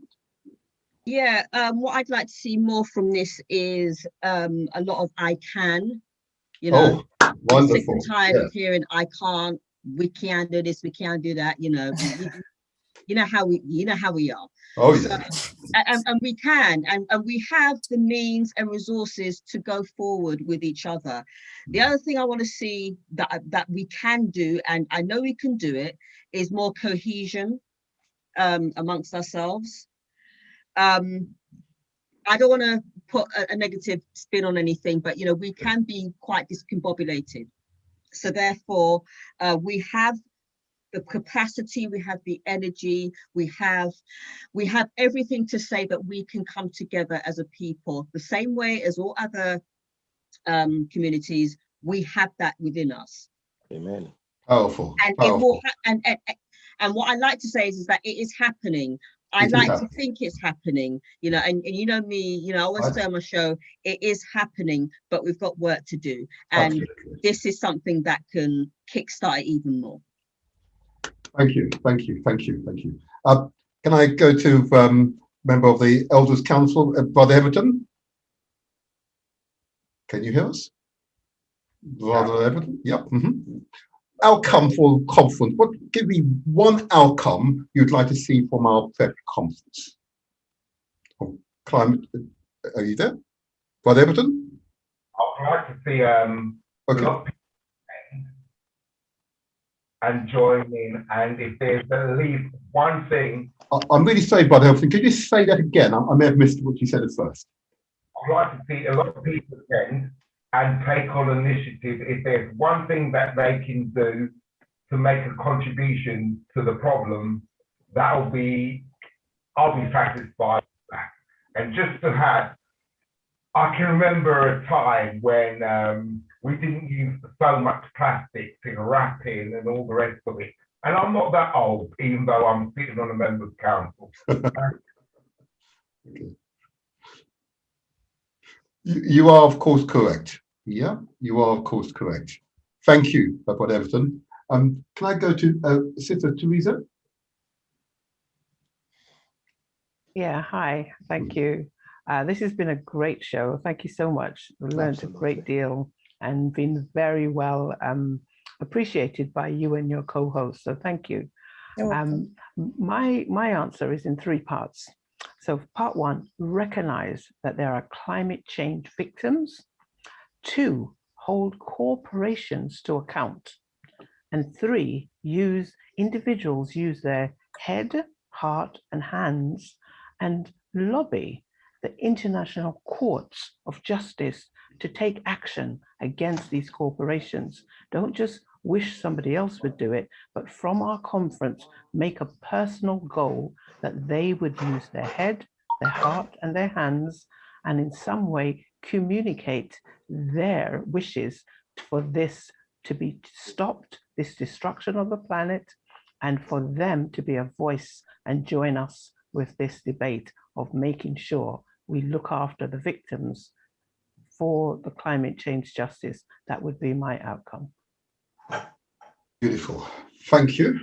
And if I may, because I know Sister Judy likes to be the last person at the end of an interesting trail, and she always provides an interesting summary and assessment of what's been said, and then provide true wisdom at the end. Please, Sister Judy, what outcome would you want to see from this preparation conference? You're on mute, of course. You are on mute.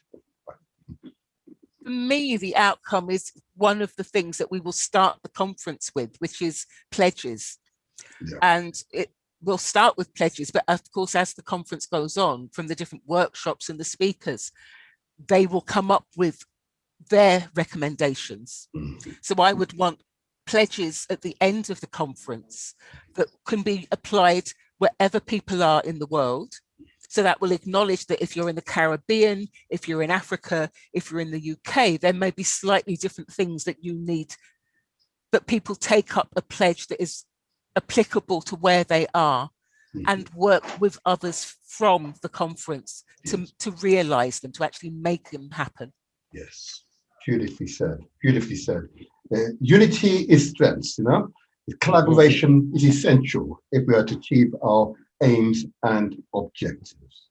Thank you. See, I told you I should do that. Wonderful. I told you, always like that. I'm going to go back to Lady Chelsea. Yeah, go ahead. Yeah, that's fine. Just for listeners to know, how can our audiences join the conference? How can we get involved? And that's to anybody that wants to answer first. Who's best able to answer the question? Abu? Yes, Or we have Adam? we have a website and we have a Facebook page. I was asked about the handles, and the handles. Somebody else is going to have to help me on that. Okay. The HTML link. Okay, So, let me help you with the website before you continue. With the website URL, which has the promotion material for the conference, and also a to register click here button, which will take you to the Eventbrite page. So the website address is, of course, www.gacuk.org.uk. I'll repeat that, www.gacuk.org.uk. Right, so that's, you will continue from. And our Facebook page is Global African Congress UK. I think that's the tag. That's right. I believe that's right. I'm not so familiar with that one. Maybe Fifth Jude could do that one. Yeah. It's Global African Congress UK. Congress UK is one word, and then dash reparations now. But if you put in Global African Congress, you should find it. There is an international group, but it's a closed one, so you won't get into that one, but you will get into ours. Brilliant, brilliant, brilliant, brilliant.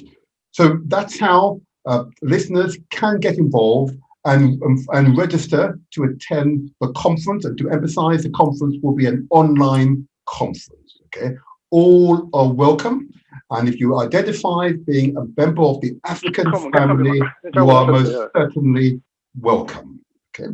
Now, at this point, and I've got a relatively short run of time, I hope you're all comfortable taking a few questions from listeners. I hope that's okay. And I see that we've got a number ending with 8999. Good morning to you. Good morning. Is this Brother Kwame, is it? Yeah, my name is Brother Kwame, the one that tells truth to power. So hey, I'm just going to be. Do you have a question for the Global African Congress? Right. So in terms of climate change, you need to be focusing your attention on Africans on the ground, because it is the Africans themselves who are destroying their land and causing so-called climate change. I'll give you an example. I'm from Ghana. I live in Ghana. Sorry, Brother Kwame, and forgive me for interrupting you. I'm really sorry.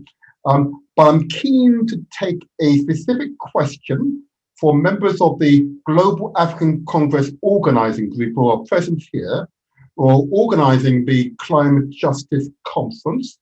And the whole point of the conference, of course, is for Africans to come together to find solutions to this pressing issue.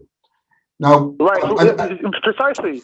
So when I'm asking you, when I'm asking do you have a question for them? Do you have a question? That's the question I've asked. What are you doing to educate Africans on the ground about this climate change? Because they are the ones who are destroying their land. We've got the question. You must forgive me. We're just limited of time, so we've got that question.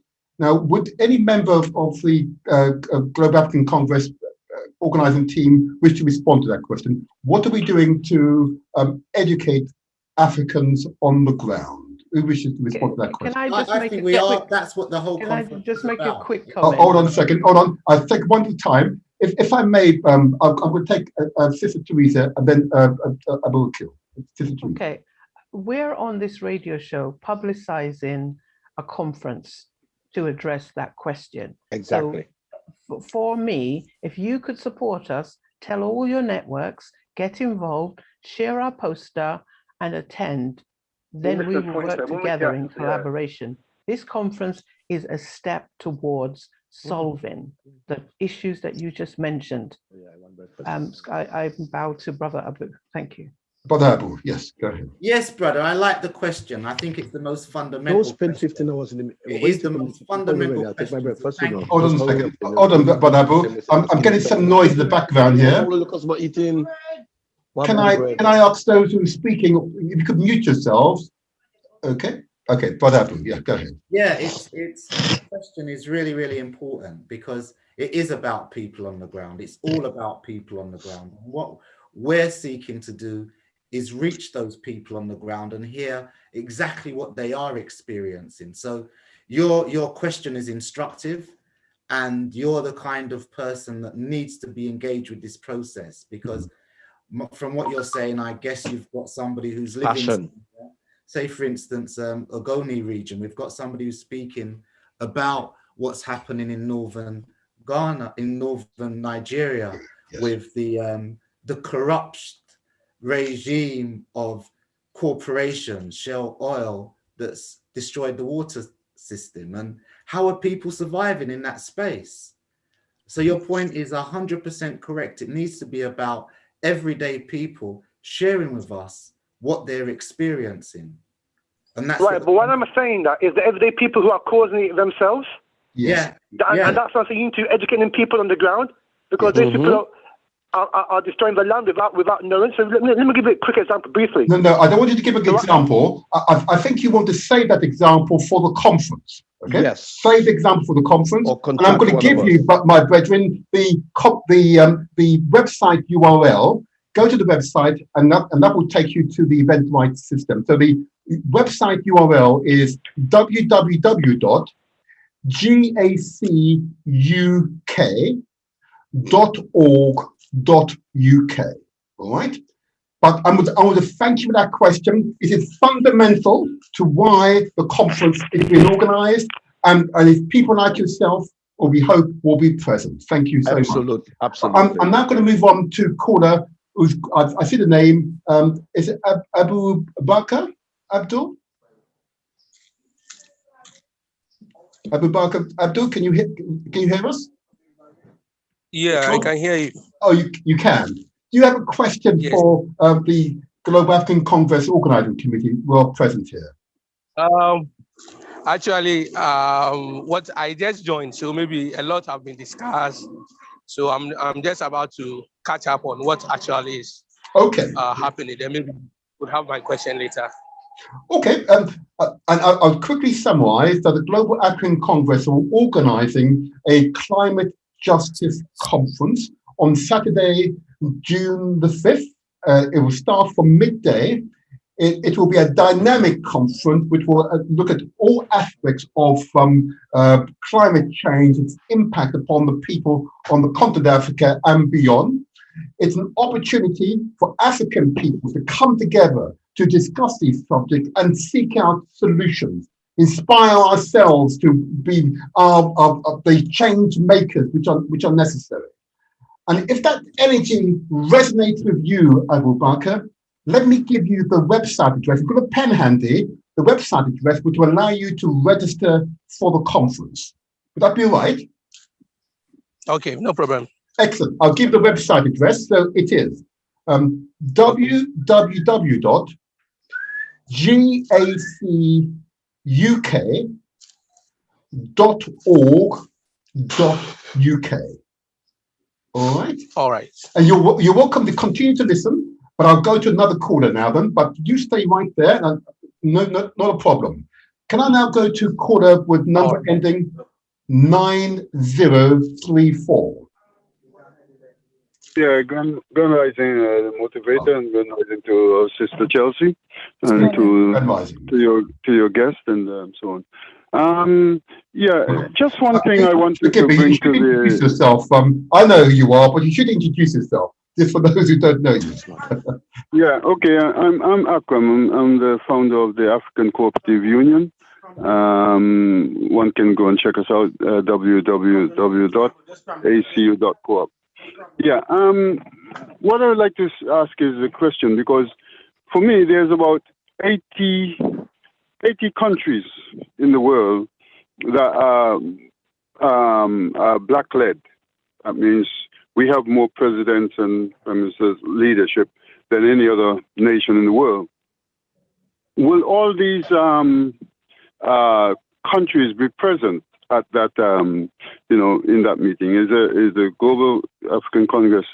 I've got that question. On this conscious of time, so I've got that question. On this occasion, I'm going to go to Sister Judy. I know you've got digital hands up as well, but I wonder if you want to respond to that question initially. I can take to the others. Sister Judy. The question is, will all countries be represented? Yeah. I wish that would be the case, but we are still publicising it. People are still registering it. Yeah. We are not up to 80 yet, but if you know of anybody in any country, in any part of the world, African-led or otherwise, but Africans there that wish to take part or have something to say about the issue, please let them know about it and encourage them to register and join the conference. And can you do that, Brother Akram? Can you do that? Can you help us to publicise the conference to maximise the number of Africans from across the continent and beyond to attend the conference? Do you believe you can? Well, I'll send the link out on my different pages. I'll send them out. I have links around the world, so whether it reaches most of them, I don't know. But I will send out the link. Yes. Thank you. It's the effort that matters. The fact you try, that's all we want you to do. And if 1,000 people did exactly that, circulate the publicity for this conference, we're confident that a fair number will attend. The conference will be a success. That's one of my criteria, if I may say so. I'm conscious of the time. We've got maybe 5 minutes left. So, but Akram, thank you for that question. I just want to emphasize, do you know how to register for the conference? Do you know how to do that? No? No? Okay. Have you got? No, he's still there. Yeah. Sorry, you're talking to me? Yes. I wonder, do you know how to register for the conference? Well, I've recorded the program, so I'll follow what you're saying. And okay. What I'm going to do, if you've got a pen handy, I'm going to give you the GAC website address, and there. No problem. I have the information. Brilliant. So I'll take it. Yeah. In that case, thank you. Thank you for your question today. I'm not going to take further questions from listeners. I have about 5 minutes.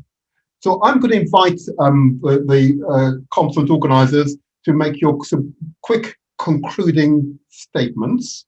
I'll leave you to decide which order.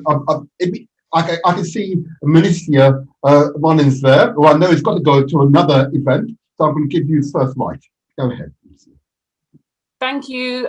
Just to say, please register our African children to take part in our climate justice conference. It's really important, and it's a welcome and safe space.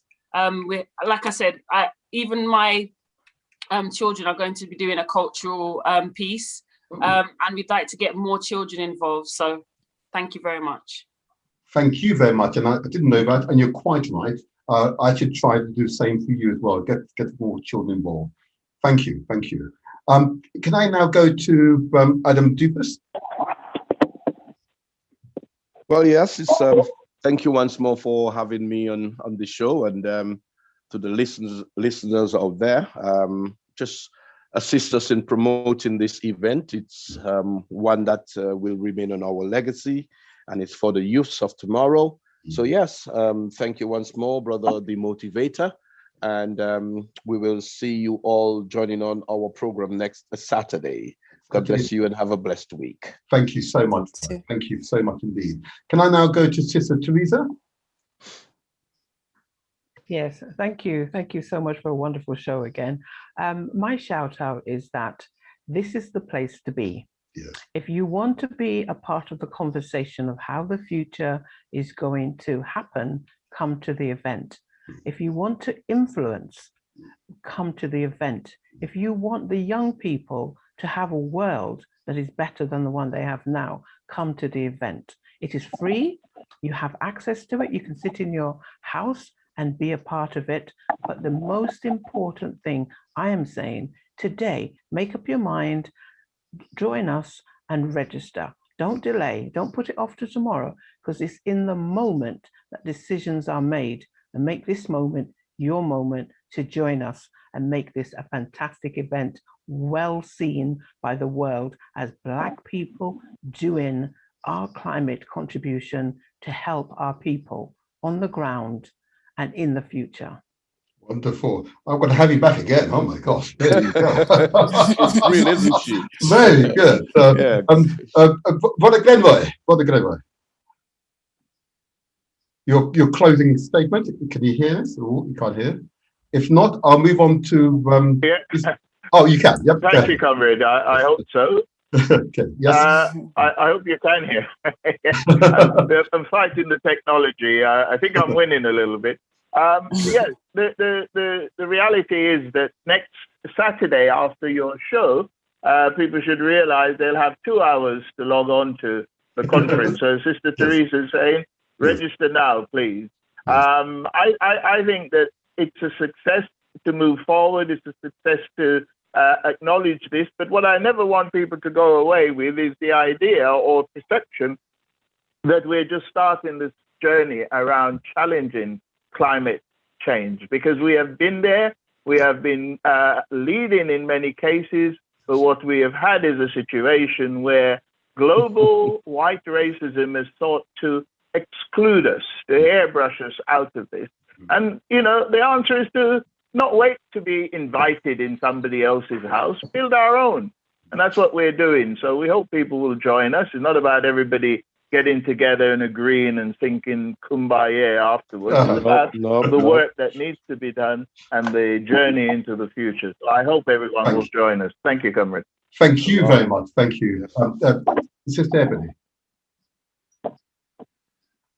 Yeah, next Saturday, unless you're ill or, you know, you have prior engagements that you know you can't get out of, there is absolutely no excuse. And even if you are out, you have a mobile phone, you can get it on Zoom, you've got your tablet, you can walk around and be part of the conference. Wonderful, wonderful, wonderful, wonderful, wonderful.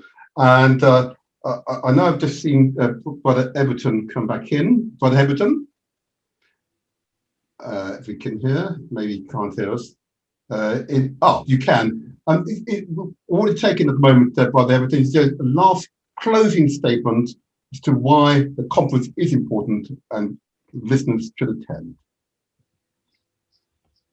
No? You can. Oh, you can. Thank you, Motivator. Yeah, the conference is important to us as African people.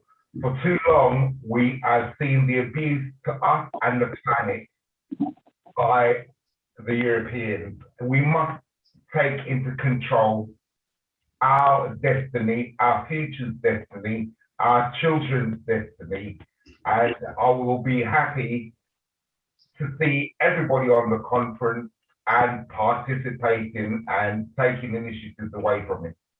Wonderful. Thank you so much. Thank you very much.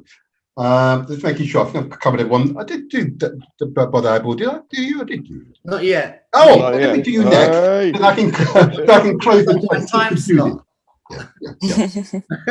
I think for me it's about reconnecting with your family. This Saturday, this coming Saturday is a chance to reconnect with your family on a serious subject around you being the change, you being active, you being the earth, and you being the power. It's your opportunity to be who you are truly supposed to be. Yes.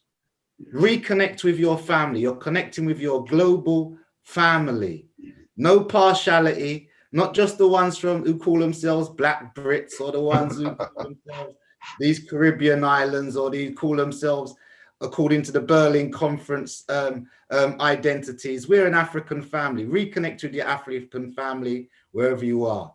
Be the change. Thank you. Thank you.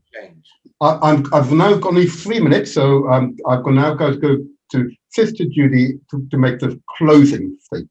Go ahead, Sister Judy. Just that publicity has been going out. There are members of the African Credit Union, for instance, that have had publicity, but the more publicity will reach more of you. The question about educating those on the continent, we don't want to be going on as new colonizers telling people what to do, but we do have a Kenyan sister who is involved in climate action on the continent, living there, and other speakers that are active on the continent. So we will be sharing our experiences, our ideas and suggestions for the way forward. So the more people that you can tell to be there, the better chance we get outcomes that suit all of us moving forward and serve the needs of the planet and African people and reparations. Beautiful. Thank you very much indeed, Sister Judy, and always the closing statements are always inspiring. I want to thank you all for your contribution this morning. It's been Thank truly a wonderful occasion, intellectually stimulating, full of energy, and this is what makes us such a powerful organization, Global African Congress, you know.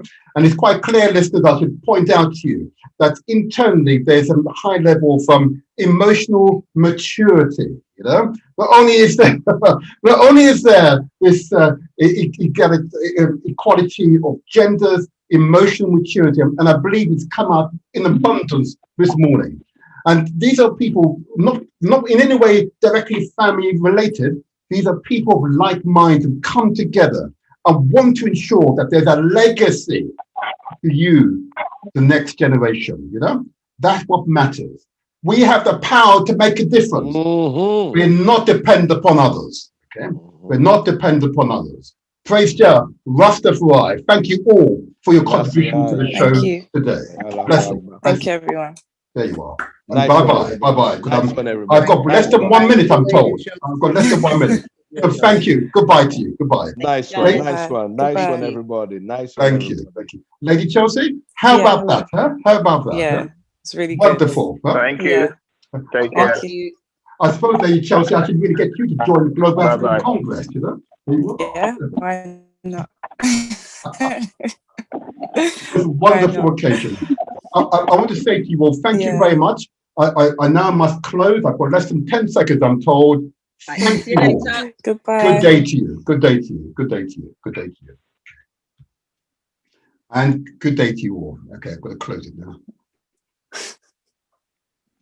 Okay, bye-bye. Bye-bye all. Bye-bye all.